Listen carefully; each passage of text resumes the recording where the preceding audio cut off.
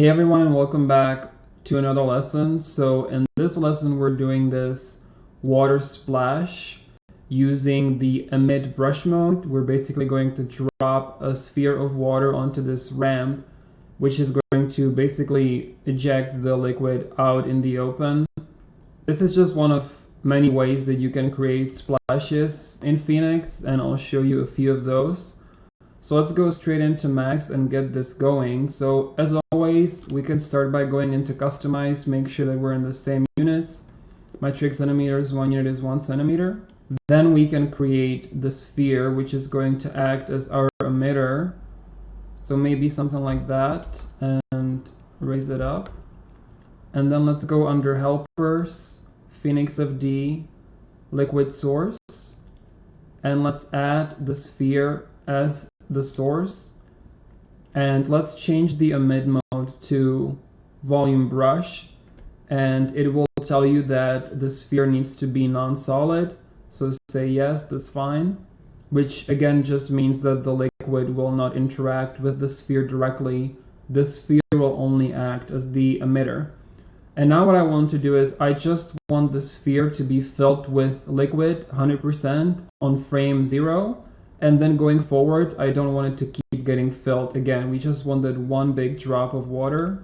So I'm going to set auto key, make sure that the brush effect is set to 100% and make key, and then go to frame 1 and set this to 0.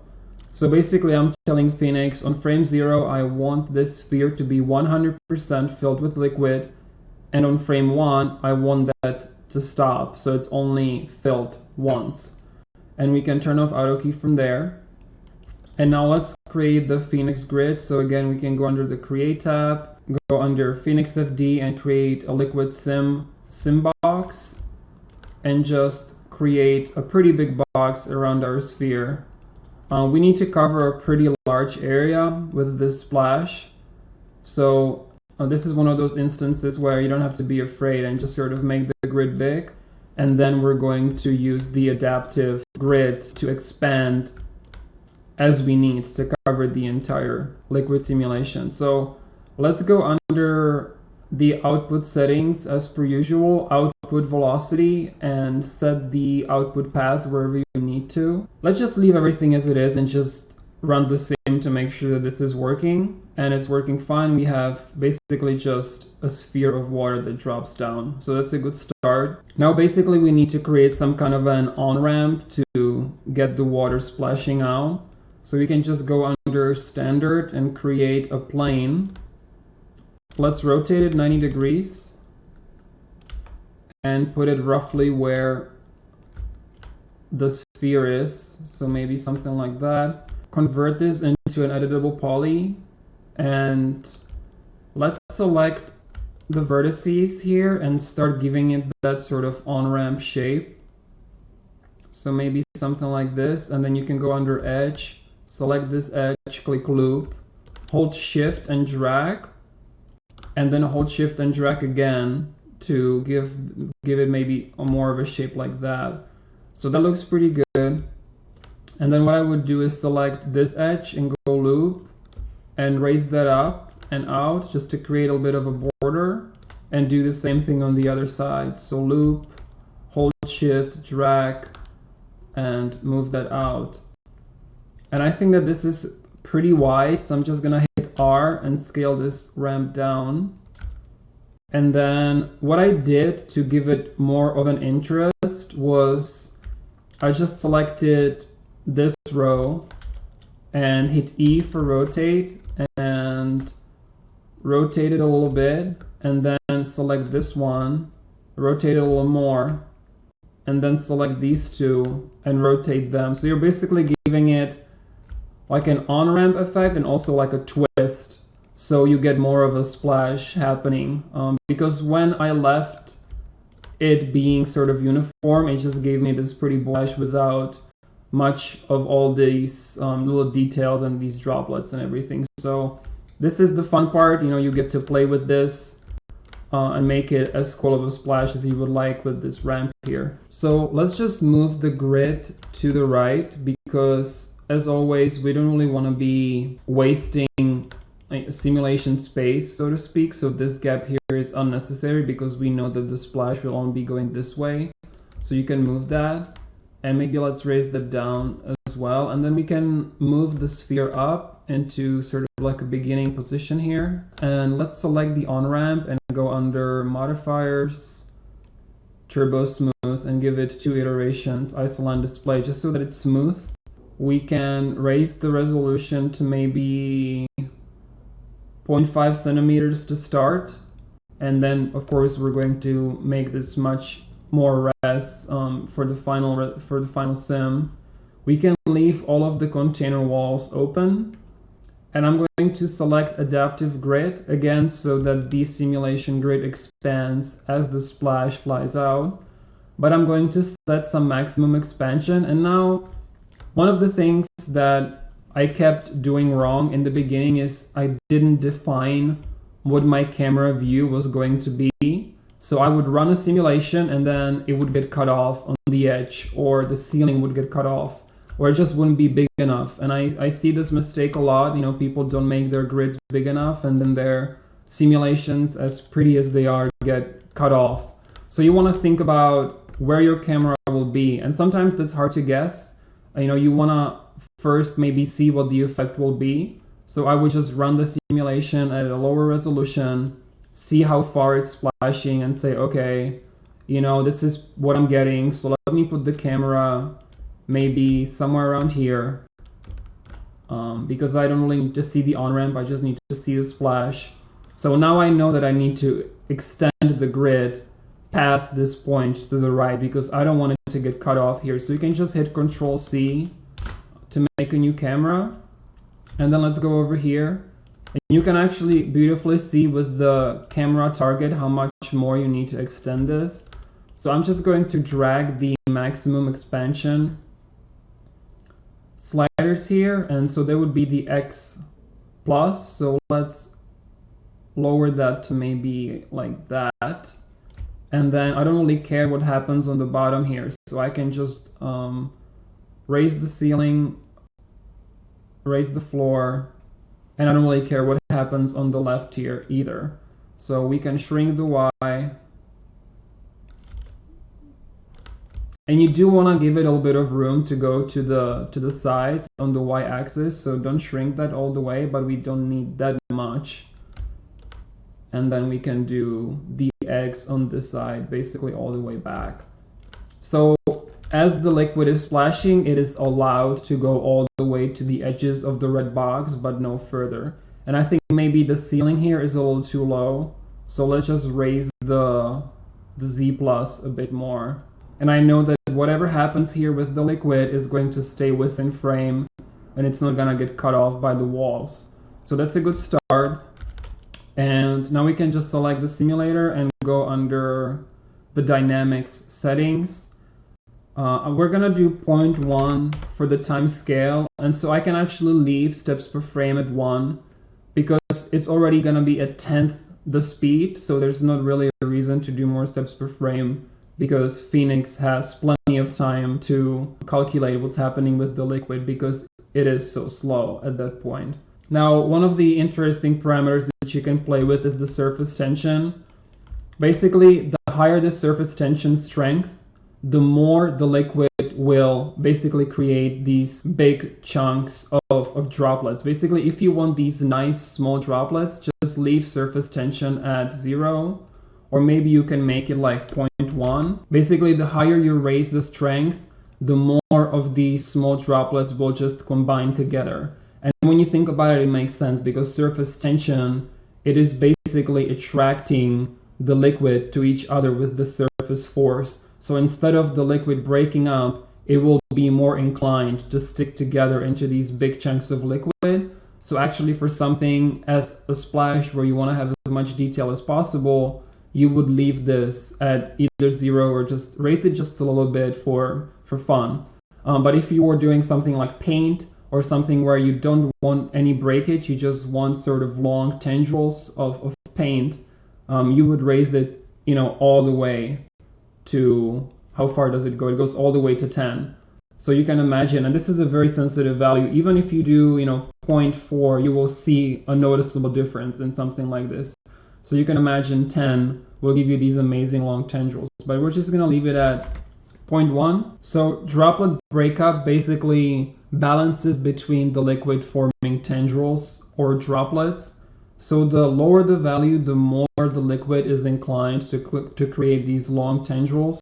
If I raise this, it will be more likely to create these small drops. So I think I actually did around 0.3, or we can actually even do 0.5, just to have the liquid break up more. And then the droplet radius is how big will the drops be, you know, how big will the drops that this is break into end up being. So I think I just lowered this down to about 2, because I like the idea that there are these small droplets here and there, and it just makes it feel like it's a larger scale splash, and it also makes it look more detailed.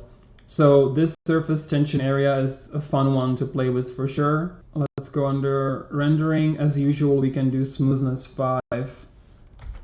And then we can play with the OSO surface later to see what everything looks like. So at this point, with everything set up, let's just do our lower res sim just to see what everything looks like. Alright, so I ran the sim 470 frames. I had to extend the timeline, so you can click down here and just make the timeline longer. So I did 400 frames. If this is our final view, then it's not bad. It obviously, of course, depends on what kind of effect you're going for. What I was going for was I wanted to cover the entire screen with liquid. I wanted sort of like a big splash. So this is not really working out for me right now for what I need.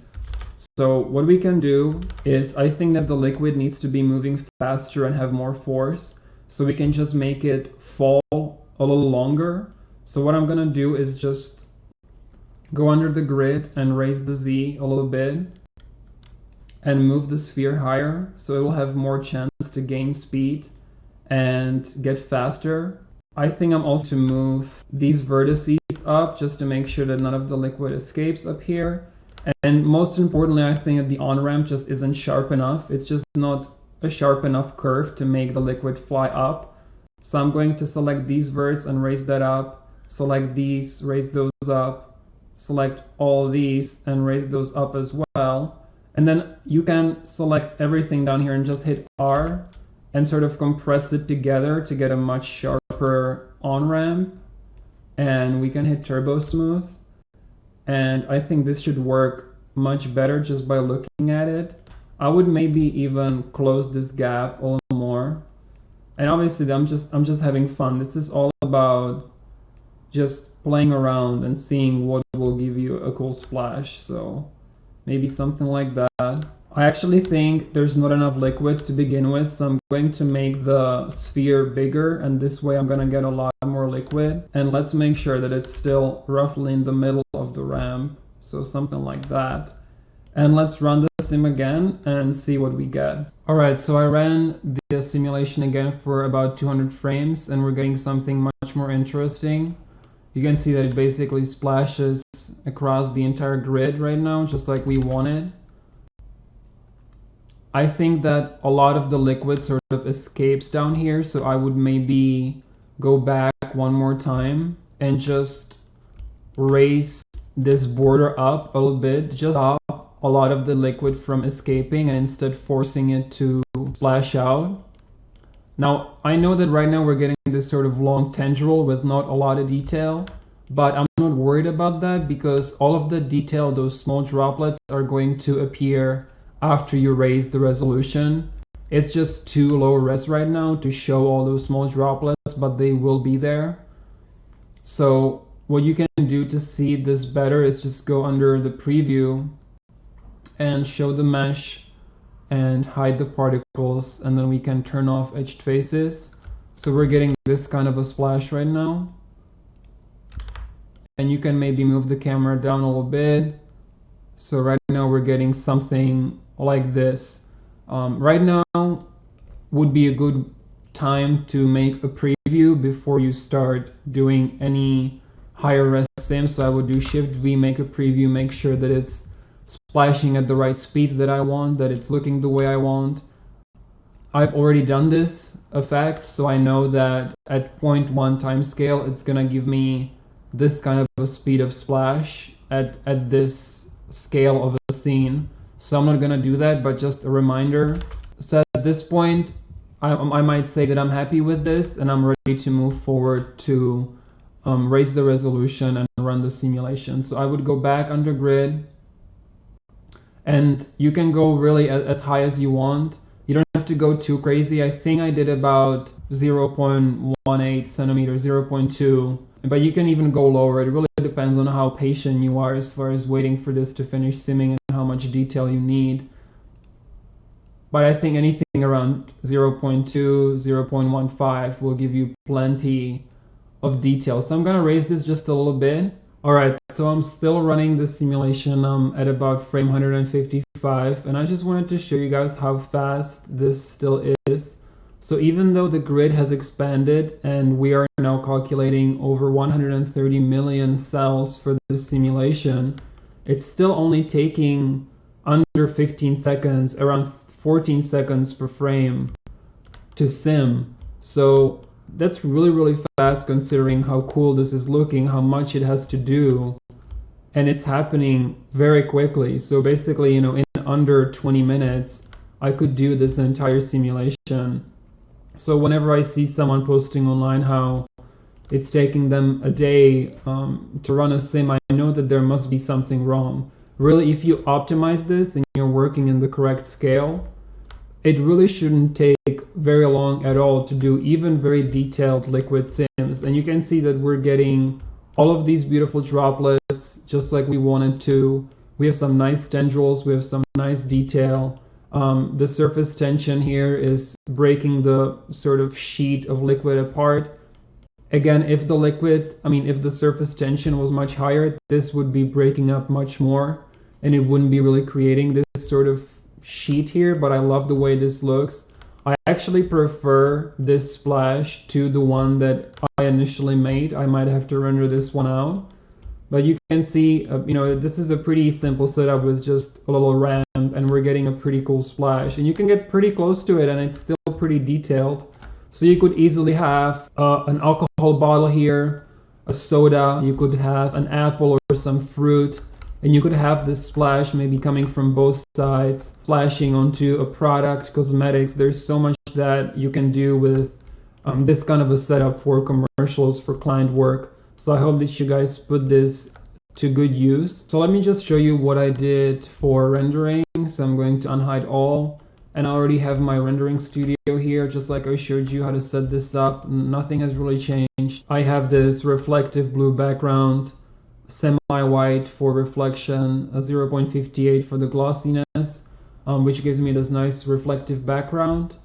And for the lights, I'm just doing 2 for the multiplier. And then you can apply a standard water material to the Phoenix Sim. And we can turn on the V-Ray IPR and see what this will look like. So this is starting to look very much like the example. We can click on the ramp and go to object properties and make it not renderable. Say OK. So now if I look at this full screen, again, I would probably raise the resolution even more. I think that I could shrink the grid a little bit. It doesn't have to expand this far to the side, just to save some simulation resources. But I think that this is a pretty nice splash that you guys can replicate and do all sorts of fun effects with. So let me just show you a few frames of what this looks like. So you can see even something like this you could use as a still frame for an image rendering and all sorts of effects. I'm gonna walk you through a few more splash techniques in the next video. This one is getting a little long, so I'm gonna cut it and I'll see you in the next one.